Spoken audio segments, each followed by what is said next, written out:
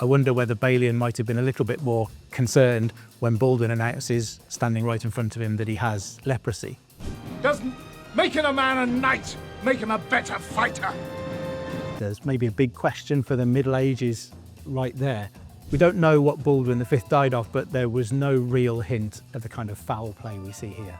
Hello, I'm Matt Lewis, host of History Hit's Gone Medieval podcast, the Echoes of History podcast, and various documentaries on History Hit. I crop up everywhere, apparently. We're here today to take a deep dive into the true history behind Kingdom of Heaven, the director's cut from 2005. Come on, Kingdom of Heaven, let's see what you've got.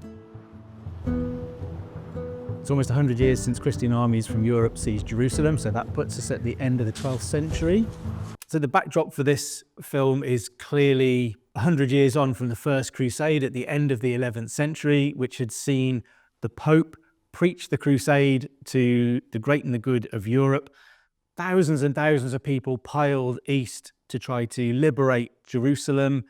And in the wake of that, Jerusalem was taken.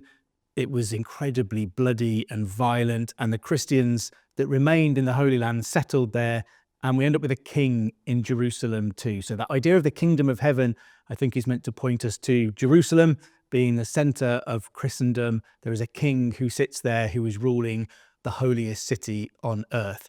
In the 100 years since the First Crusade, the Crusader states have been a little bit deprived of help from home, so they've been starting to struggle. The Muslim forces, particularly coming out of Egypt, have been resurgent and are starting to push back against the Christian occupation of the Holy Land.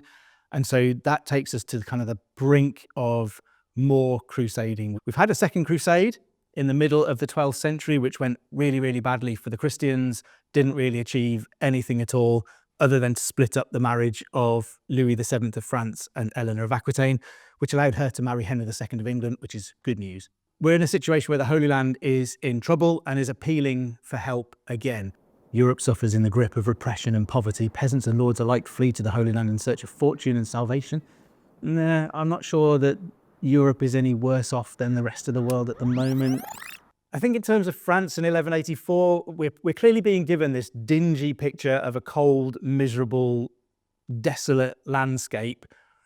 It wouldn't have been like that. So the contact that the Christians had with the Muslim world in the First Crusade, so 100 years before this, led to something like a renaissance in Europe. There were growths in art and learning and manuscripts.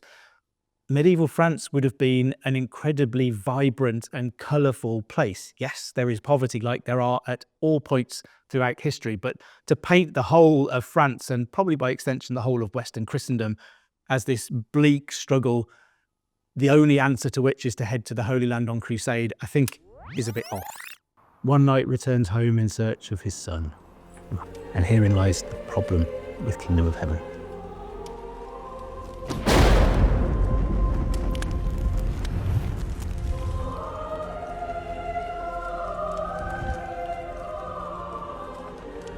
We shall work.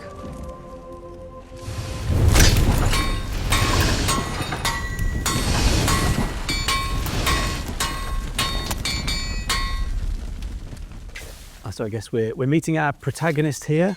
We've got Orlando Bloom, looking very cool, being a blacksmith, hitting some metal over an anvil. And he's meeting a hospitaller from his outfit, so the white cross on his tunic tells me this guy is a knight hospitaller.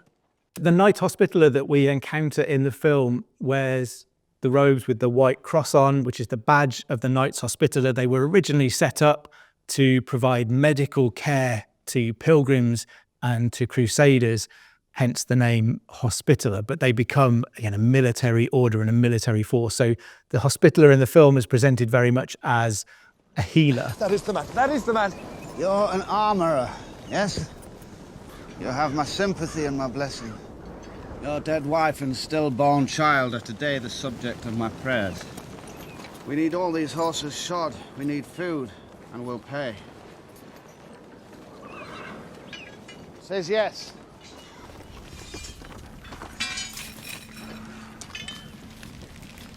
I knew your namesake.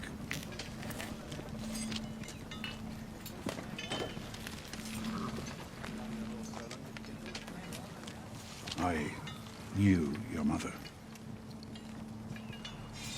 To be courteous, I should say that it was against her objections. But I was the Lord's brother, and she had no choice. But I did not force her. I am Godfrey, the Baron of Ibelin. I have 100 men at arms in Jerusalem. If you will come with me, you will have a living, and you will have my thanks. There it is. Whoever you are, my lord, my place is here. What made it your place is now dead. So this scene has given us a lot to unpack and a lot to think about. We've been introduced to our protagonist, Balian of Ibelin, who we're told is a blacksmith in France, the illegitimate son of Godfrey, who's a knight who's come back to see him. The immediate difficulty that I have with the beginning of this film is that none of that is true, except for the fact that Balian of Ibelin exists. Balian was born and raised in the Holy Land. His father wasn't called Godfrey. He wasn't illegitimate. He was never a blacksmith. He was trained as a knight and a warrior from a young age.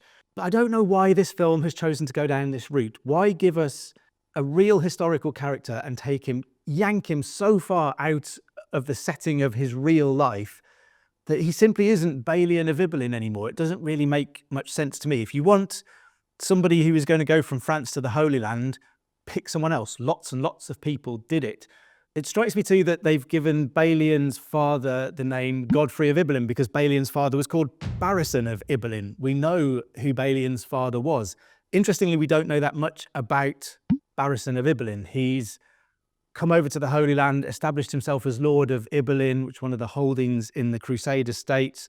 He's been successful, but he could have been from France, but he's just as likely to have been from Italy. He has really obscure origins, which is what I think they're trying to get at for Balian here, but it's like they've skipped a generation and gone back. They almost want to give Balian his father's backstory for how he ends up in the Holy Land. If you take the Crusade, you may relieve your wife's position in hell. I put it delicately. She was a suicide. She is in hell. Though what she does there without a head.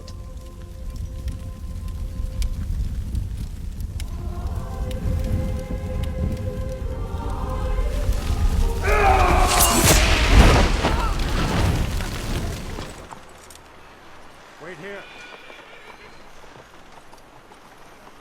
You've come to kill me. Even these days, it is not easy. Well? I have done murder. Haven't we all? Is it true that in Jerusalem I can erase my sins? And those of my wife? Is it true? We can find out together. This would have been perhaps the motivational factor to go on crusade in the 11th and 12th centuries. People believed that this scrubbed away all of your sins, all of the terrible things that you'd done for your life, all of the time that you've been stacking up in purgatory where you would have to pay back for these sins. Even if you die on the way to the crusade, the Pope said that you would die as a pilgrim, that you would die as a crusader, therefore you would be forgiven all of your sins and you would go straight to heaven. And I think Balian asking about whether he can get remission for his wife too is interesting. There's no clarity around whether anything like that is possible, but I think there's an element in which the Pope will say whatever it takes to get people to go on crusade. If you want remission of your wife's sins too, absolutely you can have that as long as you head east and you go and join in this growing war effort that's happening over there. They just need men who can fight to go there. And it's almost like the church will promise you anything that you want. That feels accurate. That's what people would have been told. They make this journey, they're going to heaven.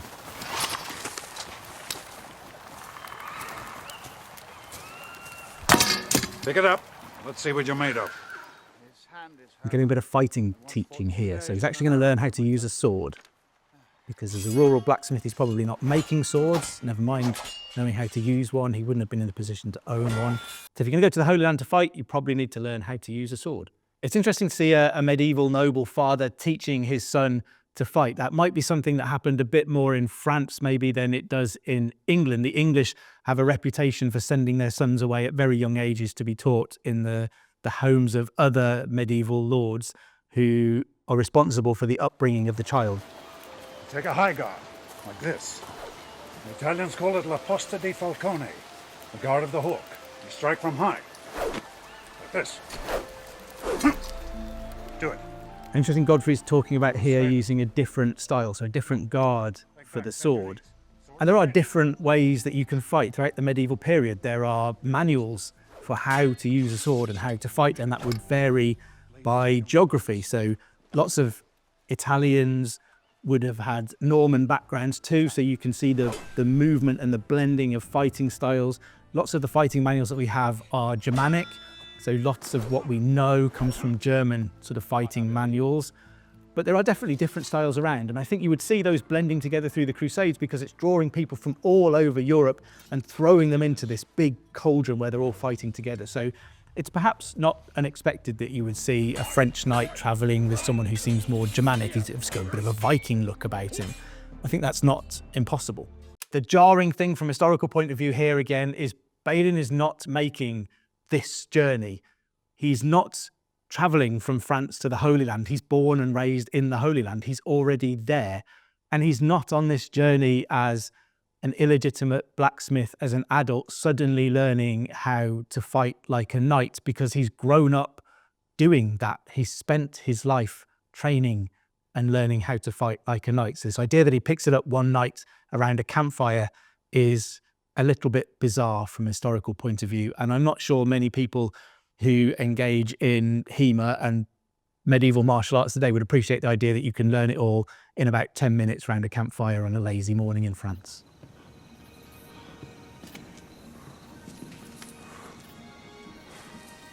Get on your knees. So Godfrey is clearly ailing here. Godfrey is not a well man, and he's decided to knight his illegitimate son. So you see him here before the altar on his knees.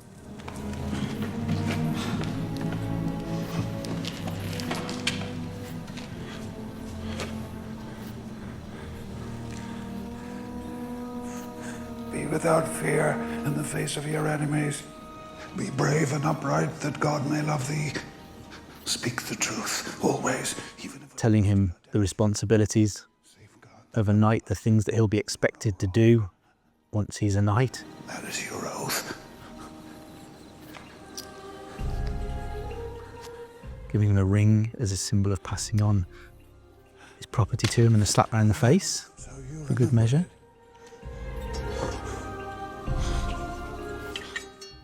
Passing him a sword. Arise, a knight and Baron of Ibelin. Actually not a million miles away from what a knighting ceremony might have looked like. There are issues with it. The main one being that in the fictional Kingdom of Heaven setting, Balian of Ibelin is illegitimate. Godfrey, as his father, I think would have difficulty simply passing on everything that he owns to his illegitimate son, knighting this illegitimate lad and expecting everybody to accept that. The real Balian is a legitimate son of Barrisan and is raised as a warrior and a knight, so it would have been absolutely acceptable for Balian to have been knighted. Any knight could knight somebody else, could create another knight. There were normally processes and procedures around it, but ultimately anybody could do it. One of the interesting accuracies they get in there as well is that slap around the face. So that's the original being dubbed a knight. Being dubbed, it derives from an Old English word for being struck. And the idea was that you would be struck around the face as part of the ceremony. And that was meant to be the last blow that you would ever take in your life without returning it. And you would be given a sword. It would normally be belted at your waist rather than handed to you in the way it is in that ceremony. And the real Balian of Ibelin would absolutely have been fit and capable to be knighted. He's the son of the Lord of Ibelin. He's been raised and trained as a knight from his youth, and so it would be absolutely proper to knight him. The complicated thing in the film setting is this idea of accepting an illegitimate son without any process and believing that he would be able to inherit without anybody raising an eyelid or potentially opposing his right to the lands that his father is trying to give him. This whole scene with Godfrey and Balian also ignores the historical reality that Balian wasn't his father's only son, wasn't his father's oldest son. Balian had an older brother who is Lord of Ibelin for 20 years after their dad dies and before Balian becomes Lord of Ibelin. You sail now for Jerusalem as your father wished. I'll follow within the week. And the voyage is perilous. If God has purpose for you there, he'll keep you safe in his hands. If not, God bless you. So here we've got Balian. He's made it across the dangerous seas. He's the only survivor of a shipwreck. He's managed to survive his first sword fight against an enemy, which is pretty impressive given that 10 minutes of training around a campfire. And he's finally arriving into Jerusalem.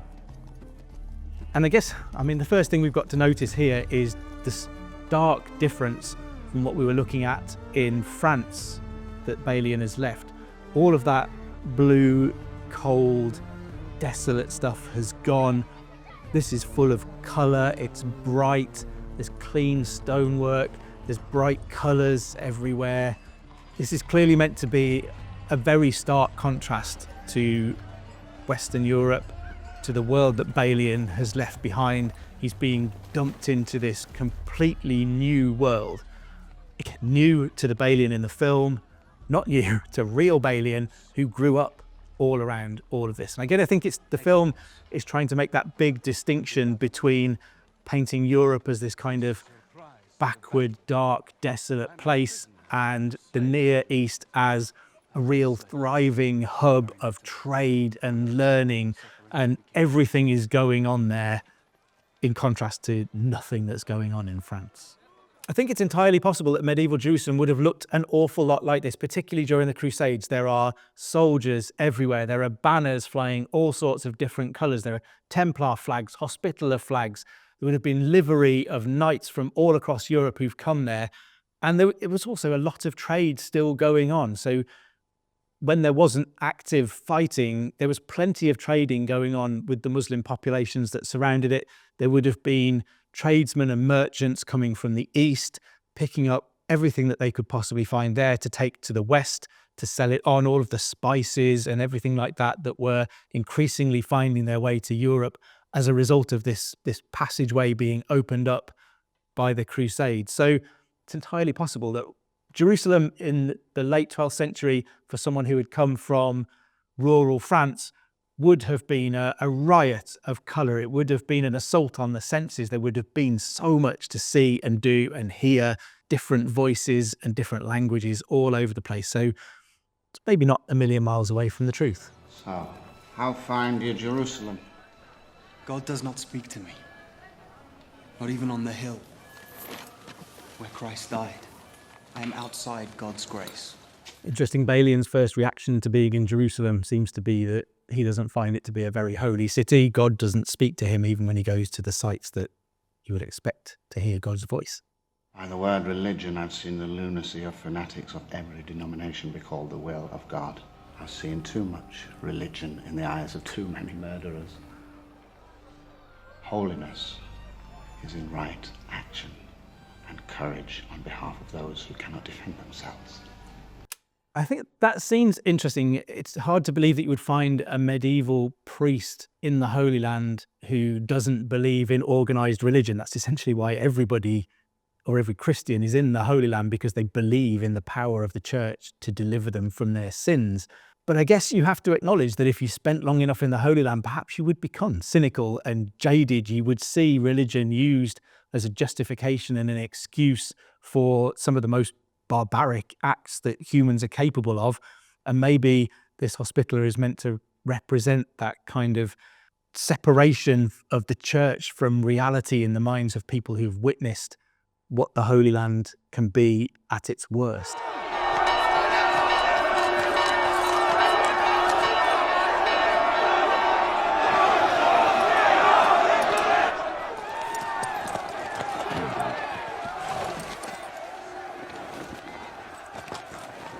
king has made a peace with Saladin these past 6 years. He holds Jerusalem as a place for prayer for all faiths, as the Muslims did before we came. Well, Saladin's name's cropped up there. So this is the Muslim ruler of Egypt, the man who is on the brink at this point of threatening the Holy Land. He is bringing together this big Muslim coalition to try and take back Jerusalem from the Christians that are there. So interesting to hear his name cropping up already. There's a reference there as well to kind of a decade of peace, a truce between Saladin and Baldwin IV, the king of Jerusalem. That would date back to the Battle of Montgisard in 1177, when Baldwin was only 16 years old and he led a smaller army against Saladin's forces and ended up routing them, chasing them for miles and causing them to retreat. Saladin, I think, got home with something like 1/10 of his army still with him and intact. And this was seen as a huge setback for Saladin, and that it took almost 10 years for Saladin to re-establish his position and be able to get back onto the front foot to the point that he was able to go on the offensive against the Crusaders again. So Baldwin suffers some setbacks in the aftermath of that, but hugely impressive that at the age of 16, he's defeated Saladin and has created 10 years of peace by driving Saladin back. It's interesting, they've set the film 10 years after that battle, so we've got the 10 years of peace. That's accurate. But by 1187, King Baldwin IV had been dead for 2 years. So they're talking about Baldwin IV still being the ruler of Jerusalem 2 years after he died. So we've got some accurate bits of timeline, but we've got some stuff being jumbled up as well, some stuff being squashed down and condensed. So again, we've got some historical accuracy, but lots of glaring mistakes and errors. And it always just makes me wonder why you've done this. These men are Templars. They killed Arabs. So the suggestion here is they're being executed for killing Muslims, for doing what the Pope would have commanded them to do. But Hospitaller is suggesting that this might not be what Christ would have in mind.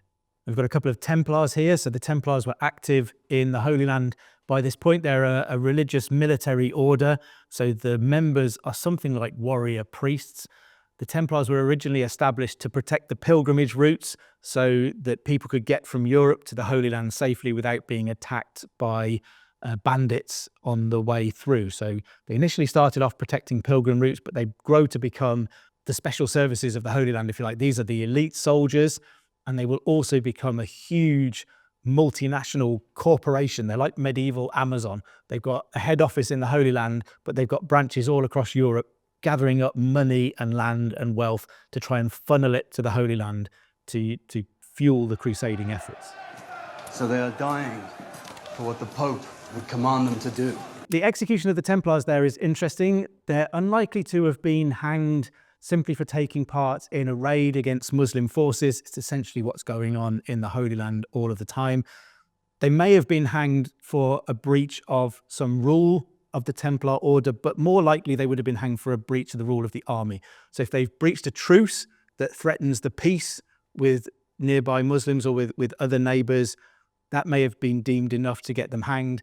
Armies during this period would quite often have worked under a series of ordinances that restricted their actions, that explained what was allowed and what was not allowed, and set out the penalties for breaking that. So if you steal while you're on campaign and the ordinances of the army say that you shouldn't be stealing and the penalty for that is being hanged, then you could expect to be hanged for breaking those rules. So there's clearly something more going on here than simply they were engaged in a fight against some Muslims and they've been hanged as a result of it.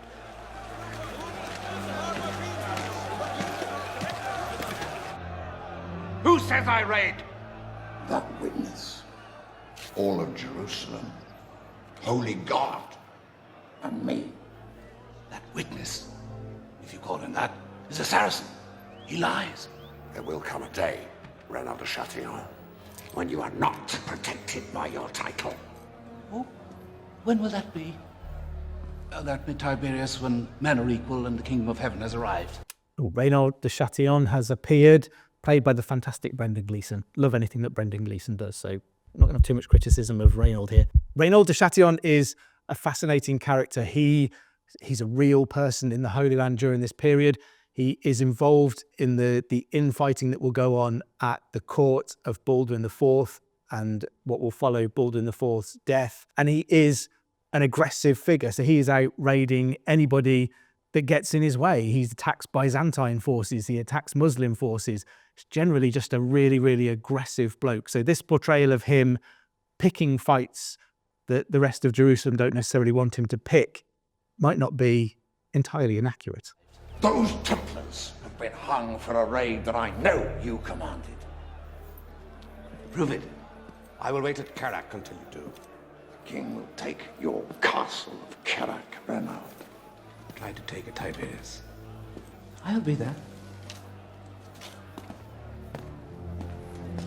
So the character Tiberias that we see here could be seen as representing another real person named Raymond III, who was the Count of Tripoli.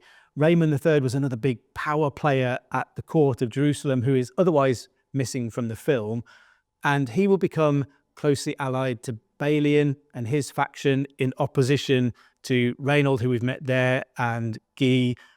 When there is a succession dispute, they will kind of polarize and become the two main factions at court in Jerusalem. So not sure whether Tiberias is meant to be Raymond. Maybe they've changed his name because it's too close to Raynald. Maybe he's an entirely fictional character, but I think he's there to represent this idea that there is tension at the court of the King of Jerusalem.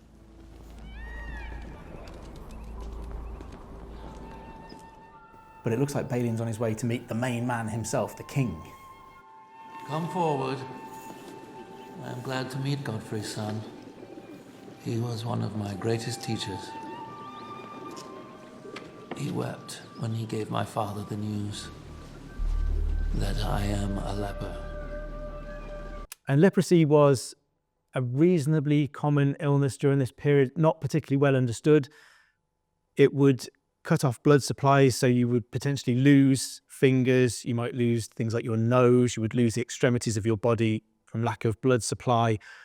There were leper colonies, and there were people who worked with lepers who perhaps didn't believe that it was contagious, but there was a strong belief that you could catch it.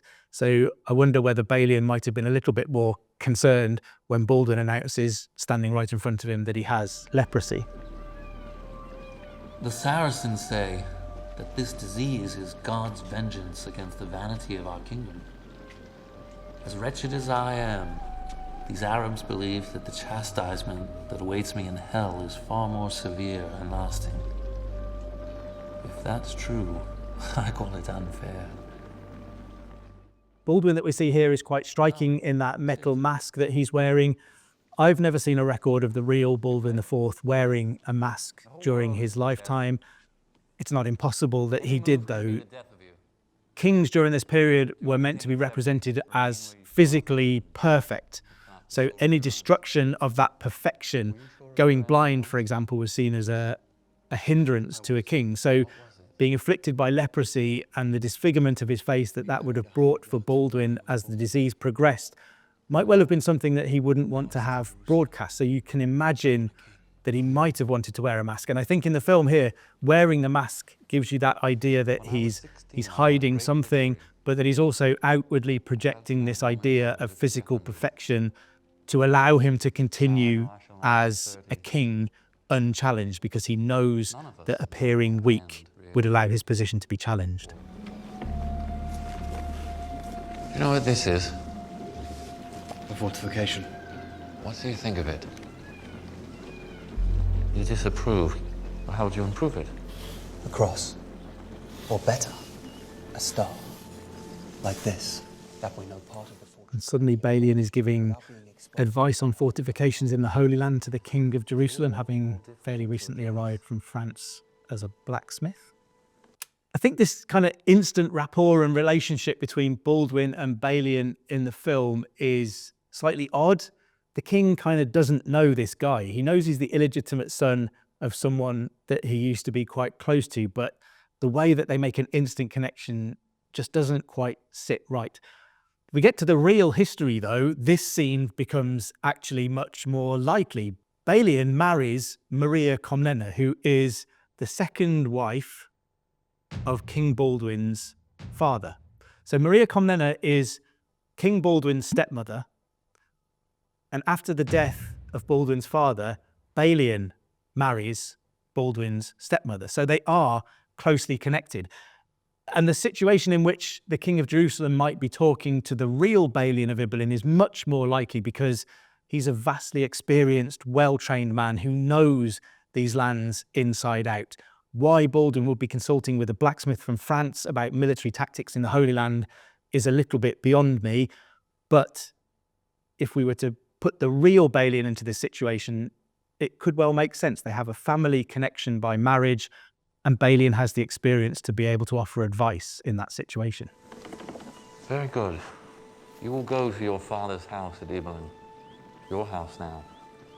And then from there you will protect the pilgrim road. Safeguard in particular the Jews and the Muslims. All are welcome in Jerusalem, not only because it's expedient, but because it is right. Protect the helpless, and then maybe one day, when I am helpless, you will come and protect me.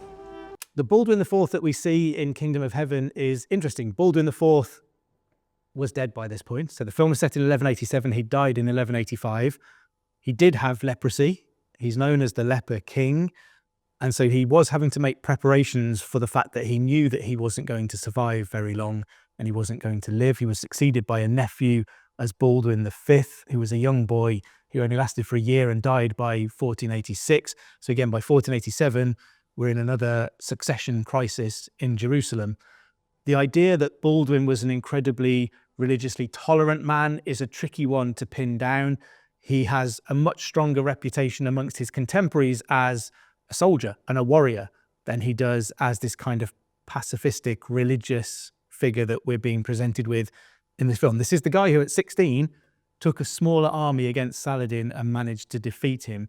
He's maybe not the towering figure of religious pluralism and acceptance that we're being presented with in Kingdom of Heaven. Politics in Jerusalem is much more complex than that, but I think we need to think of Baldwin absolutely at the end of his life as the Leper King who was very much struggling to maintain his physical fitness in any way, but also as a man who understood that this was war. He's a soldier. He was raised as a soldier. He was trained to fight, and that's what he knew. He was more interested in the military aspects than I think he's given any credit for in this film. Guy de Lusignan and Raynald de Châtillon, with the Templars, have attacked a Saracen caravan. We must not go to war with Saladin. We do not want it. There must be war. God wills it! Saladin has crossed the Jordan with 200,000 men. He will make first for Kerak and Raynald de Châtillon, my lord. We must meet him before he reaches Kerak. I will lead the army. My lord, if you travel, you'll die. Send word to Balian to protect the villagers.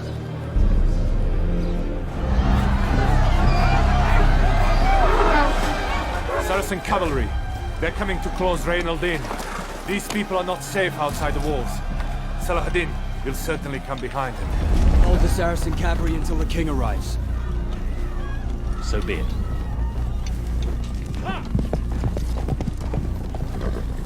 We cannot attack that and leave. This is an interesting moment in the film. There's a strong possibility that this is based around the siege of Kerak, which happened in 1183. So again, we're mixing up the timeline a little bit and mashing events around, but there are some interesting parallels here.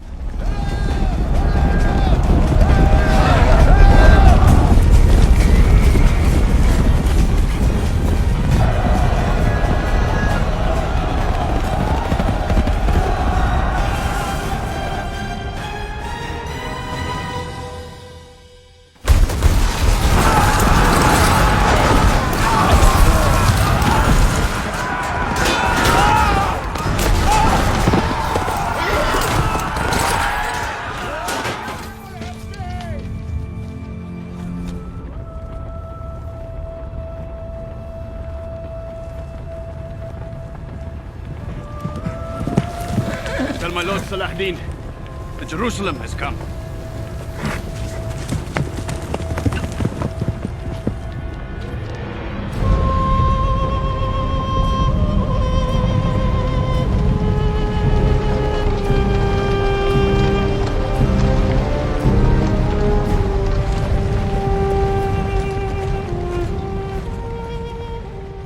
don't have any actual evidence that Saladin and Baldwin IV ever came face to face. They negotiated with each other, they communicated through messengers. Not sure about a face-to-face meeting, but I think it's used in the film here as a vehicle to express that avenue of communication between the two rulers. They were actively talking to each other via messengers and via letter. It's difficult to represent in a film and complex, so sometimes it's easier just to have them meet face to face, but we don't have any evidence that that moment actually happened.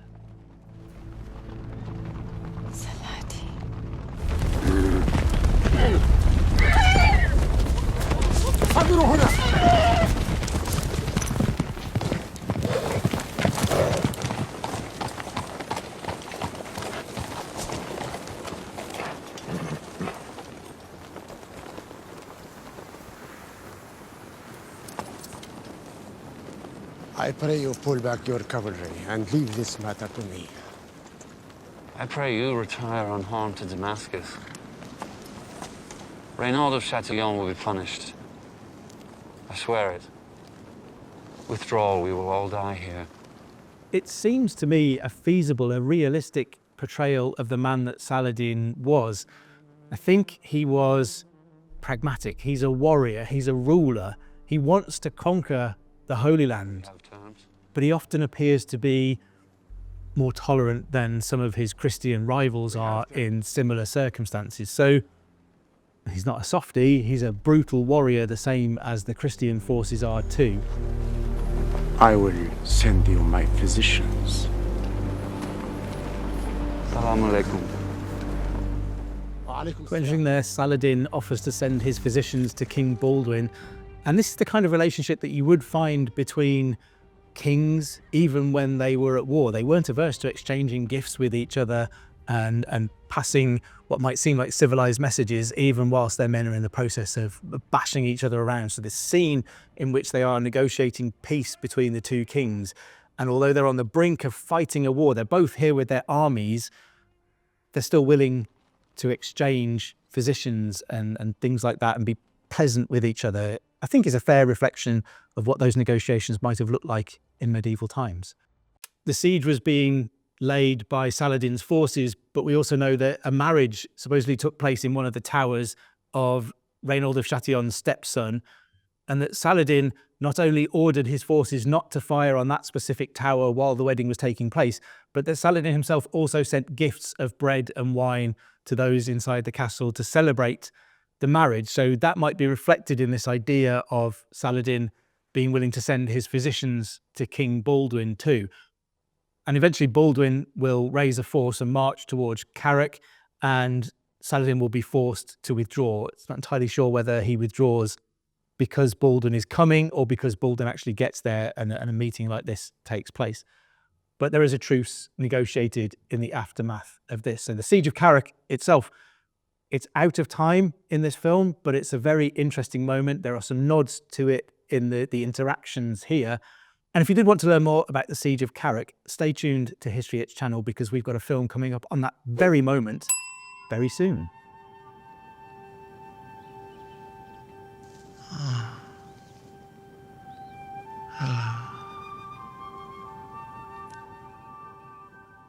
So Sibylla is the older sister of Baldwin IV. She's been passed over due to primogeniture. So if there's a son, he is going to inherit ahead of a daughter. And that's the same reason that the throne passes then from Baldwin IV to his nephew, Sibylla's son, Baldwin V. It's only when that male line dies out that they begin to consider female heirs. My beautiful sister, I've missed you. So beautiful. I'm sorry I've caused you pain. Remember me as I was. I will.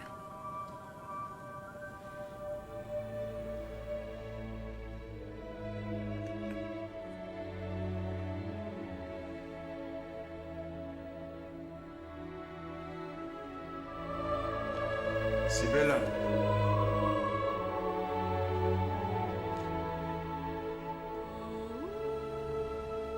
If my son has your knights, you have your wife.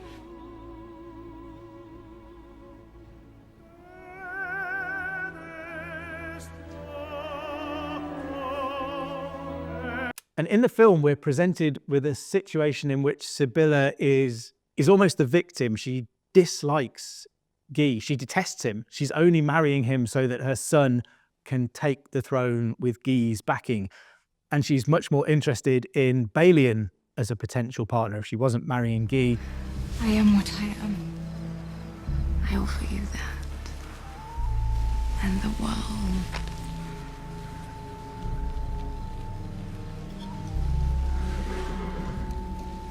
You say no.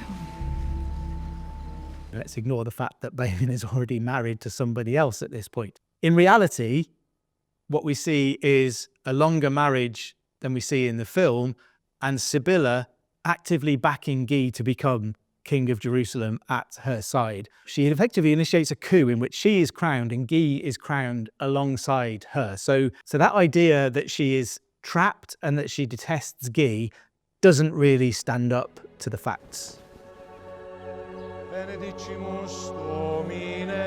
It's kind of a real jarring moment, stuff like this. I think they represent it quite well here. You look at the look on the boy king's face and he's clearly not really aware of what's going on.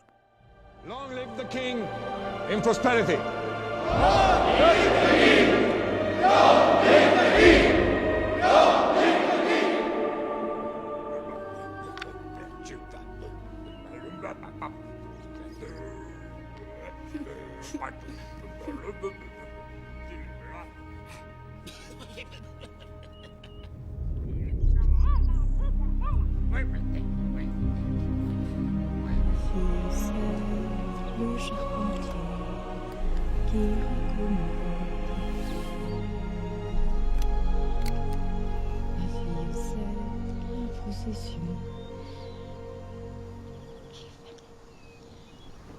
So Baldwin V is king for about a year after his coronation. He dies in 1486 of unknown causes at the age of about 8 or 9 years old. But there is no contemporary suspicion that the horrors presented to us in Kingdom of Heaven happened, that his mother, Sibylla, poisoned him and killed him because she thought he was a leper. He was showing signs of the leprosy that had afflicted her brother, Baldwin IV. We don't know what Baldwin V died of, but there was no real hint of the kind of foul play we see here. The boys in heaven? Yes. Have the Templars killed Balian? Yes. Then give me a war. That is what I do. And here we have Sibylla, after the death of her son Baldwin V, being crowned as the next rightful heir to Jerusalem. And Sibylla choosing Guy to be her king. Guy de Lusignan, the man who's been my husband. Guy de Lusignan was a Poitevin knight, so he comes from the south of France. He lives in lands that had once belonged to Henry II, the King of England, and he's arrived in the Holy Land looking to make his fortune. He's done a pretty good job of it here, hasn't he? All of a sudden, he's the new King of Jerusalem. Sibylla's marriage to Guy is slightly tricky and interesting. It was fairly controversial. So there is this process where they're going to apply to the Pope for a judgment about who should be the next ruler of Jerusalem. But they sort of initiate a bit of a coup, have Sibylla crowned in the meantime anyway. But she is required to separate, divorce from Guy in order to secure the support of those who don't really like Guy and don't want him to be king. Sibylla agrees to do this on the basis that she is then allowed to pick her own husband and no one can criticize it. And there is agreement around this. Sibylla is allowed to become queen and the husband that she picks for herself is Guy. And there is a question mark then around who is really the ruler, because Jerusalem perhaps is more likely to accept a female ruler than lots of other Western Christian kingdoms might be. But there's perhaps still this perception for someone like Guy, who's come from France, that as a man, he is actually the one in control and the one in command. So we've still got lots of tension and confusion and uncertainty around what's happening. And we're seeing a big rupture in the political body of Jerusalem here between Guy and Raynald de Châtillon and Sibylla on the one side, and on the other we've got someone like Raymond III, Count of Tripoli, Balian, and his stepdaughter Isabella, who was a rival to Sibylla for the crown of Jerusalem. So this is really leaning into the tensions that did exist in Jerusalem around this period.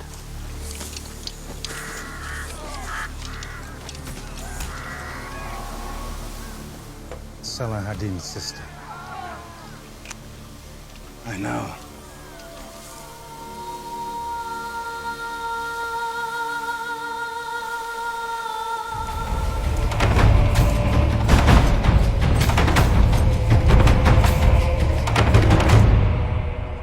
Assalamu alaikum. So we've got a messenger from Saladin who's come to visit King Guy.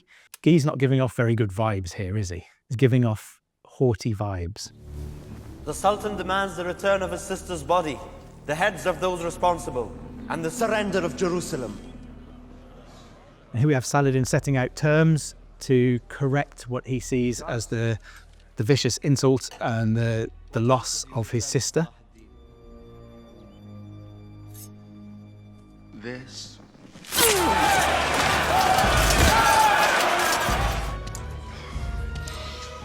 I am Jerusalem.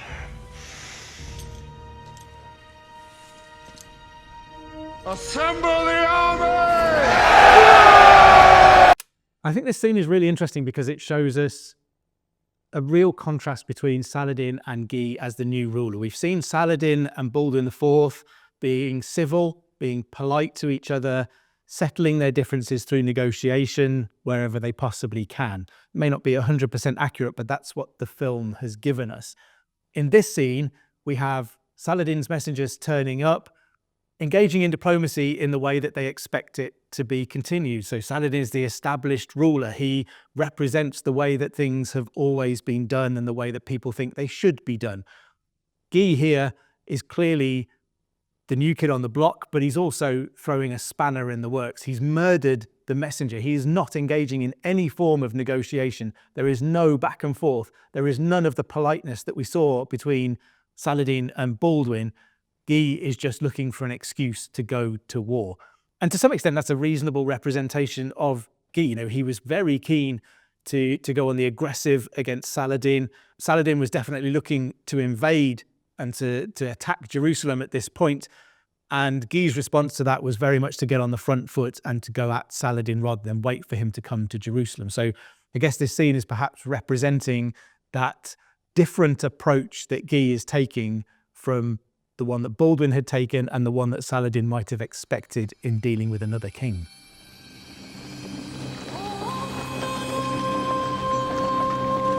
So this is the Battle of Hattin in 1187. Here we can see Guy's Christian army bedraggled, making their way through the desert. They're clearly hot, dehydrated, struggling for supplies.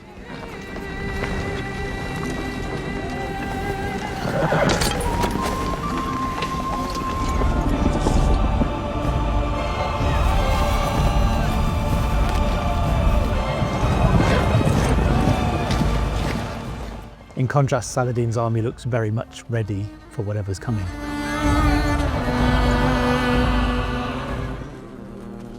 And then we can see the aftermath of the crushing defeat at the Battle of Hattin. This representation in the film is pretty accurate. Guy makes the fatal flaw of thinking he can march his army across the desert without it being properly supplied, without access to water. Saladin has always taunted Guy into making this error. He's just sitting there, perfectly well supplied, perfectly comfortable, waiting for Guy to exhaust his army and effectively crushes the army.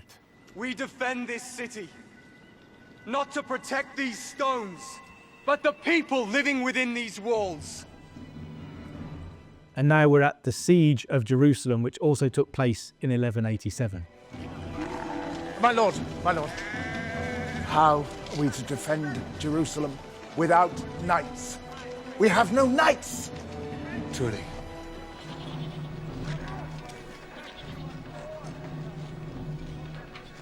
What is your condition? I'm servant to the Patriarch. He's one of my servants. Is he? You were born a servant. Kneel.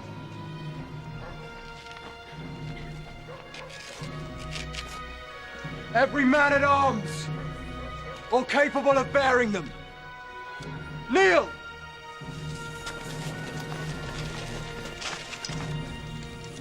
Be without fear in the face of your enemies. Be brave and upright that God may love thee. That is your oath.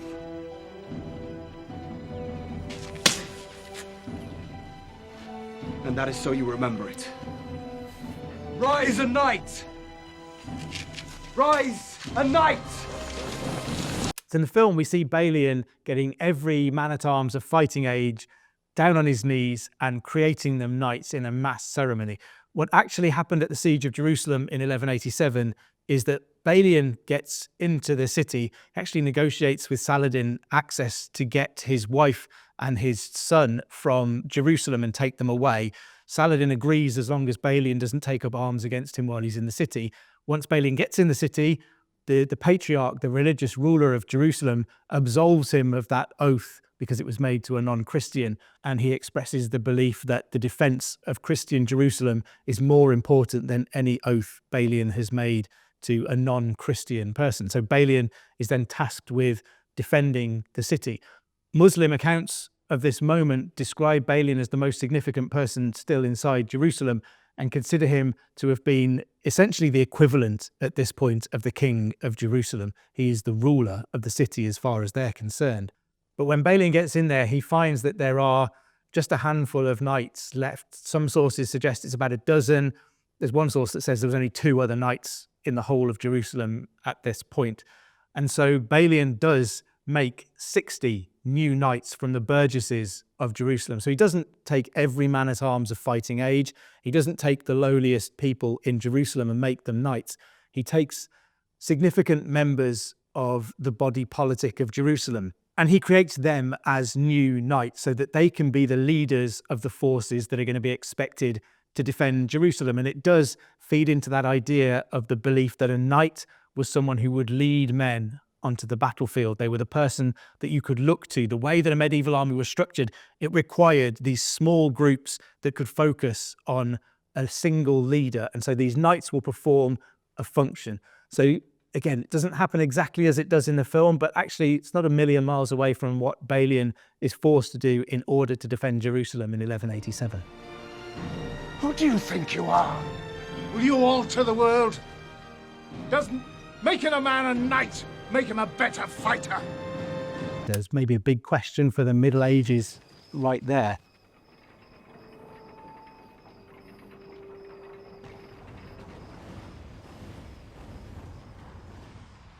So we're here now at the full-on assault on Jerusalem with balls of fire exploding across the city as men try to defend the gates and the walls.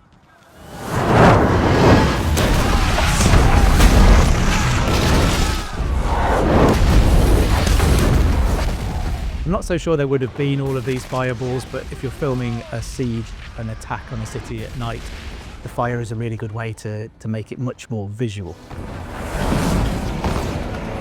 Saladin's army bringing up big siege towers now. Those markers, those white stones that Balian has set up to measure the range for all of his archers, there's no record that that happened at the siege of Jerusalem, and it's obviously an effort by Hollywood to paint back some of these clever ideas into the story to make Balian some kind of military genius.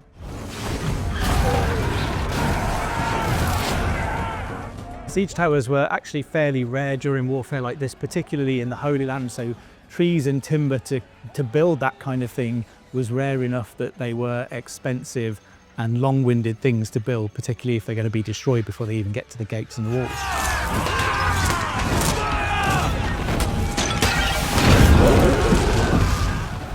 Boiling oil being poured from the walls.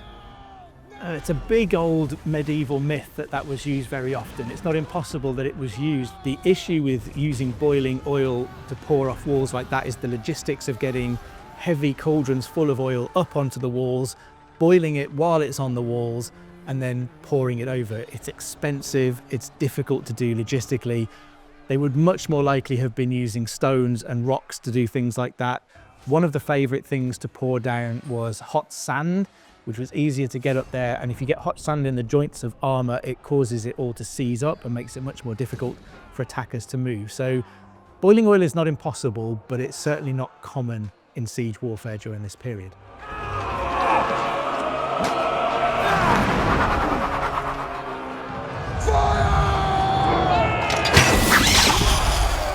There's an interesting take on the use of ballista there, those big kind of harpoon firing things used to bring down the siege tower with weights on them. I can't say that I've ever come across a record of that method being used. I think this falls into that Hollywood trap of desperately trying to invent a new weapon that will perhaps turn the tide of a war, but it also just takes it out of the realism of the period, unfortunately. Which again, we struggle with this notion of Balian. The real Balian may well have had understanding of siege tactics and the technologies at his disposal to defend the city. It's difficult to picture this blacksmith who has barely recently arrived from France and been suddenly propelled into leading the city of Jerusalem, having all of this tactical knowledge at his disposal from who knows where. This will be our door into Jerusalem. And Saladin does focus on trying to breach the walls of Jerusalem, and he does manage to make a hole in the walls, but struggles to get through it because it's so well defended by the Christians inside.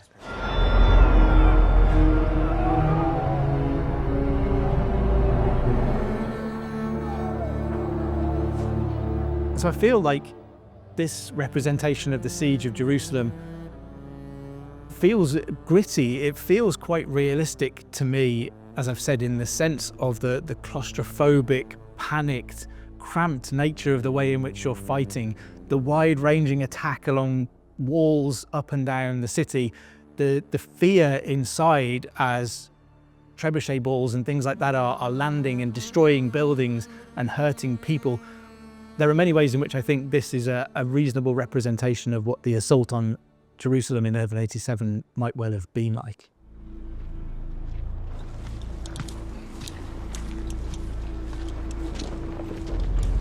So we're back now to Saladin negotiating with effectively the ruler of Jerusalem. This is very much positioning this as a return to the proper way of doing things. Before I lose it, I will burn it to the ground. Your holy places, ours, every last thing in Jerusalem that drives men mad. Your city is full of women and children. If my army will die, so will your city. I will give every soul safe conduct to Christian lands. Every soul. The women, the children, the old, and all your knights and soldiers, and your queen. Your king, such as he is, I leave to you, and what God will make of him. No one will be harmed. I swear to God. The Christians butchered every Muslim within the walls when they took this city. Balian points out that when the Christians originally took Jerusalem, they butchered all of the Muslims inside. That's entirely true. I am not those men. Then under these terms, I surrender Jerusalem. Assalamu alaikum. And peace be with you. And so I think that scene is interesting because, again, we get quite close to what happened in reality in this moment. Saladin did manage to breach the walls of Jerusalem. Those inside were managing to hold him off, and there was eventually a negotiated peace. So despite the fact that Saladin had allowed Balian into the city on the condition that he didn't fight, he allows Balian's wife and son to leave the city, and he also agrees to allow all of the Christians inside, in return for some money, he agrees to allow them to leave Jerusalem unharmed, and he forgives Balian for breaching that oath that he made to him. Clearly, I think, in an expression of Saladin's respect for Balian and his understanding of the position that Balian had been put in. And this is when we see Jerusalem moving back into the hands of the Muslims, and ultimately those are the events that will lead to the Third Crusade, when we see King Philip II of France, Richard I, the Lionheart of England, making their way to the Holy Land to try to recapture Jerusalem once again, because although Jerusalem might mean nothing, it still means everything.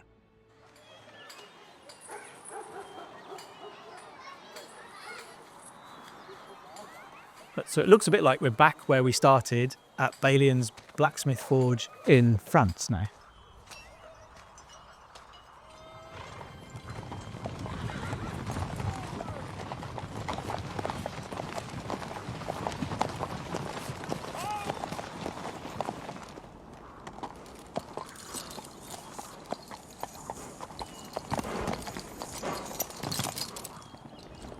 We come by this road to find Balian, who was defender of Jerusalem. I am the blacksmith. And I am the King of England. I am the blacksmith.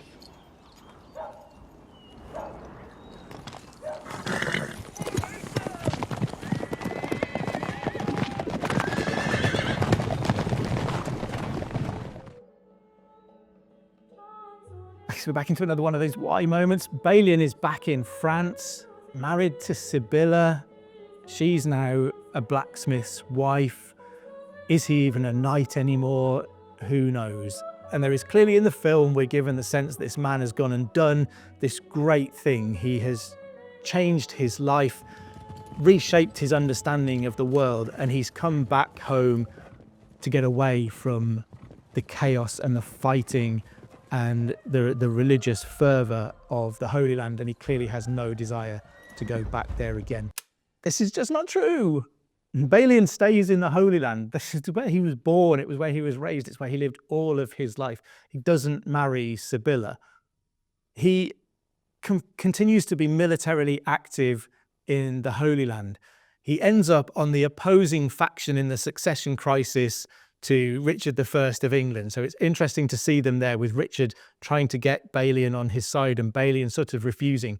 That maybe reflects the tension between the two of them in the Holy Land, because they will back opposing rivals for the crown of Jerusalem. Guy will effectively be deposed and sent off to be King of Cyprus as a kind of form of retirement. But Balian continues to be active, trying to defend what remains of the Crusader states. He will join with Richard I's forces despite their rivalry and be involved in some of the same battles as Richard I in the Holy Land too.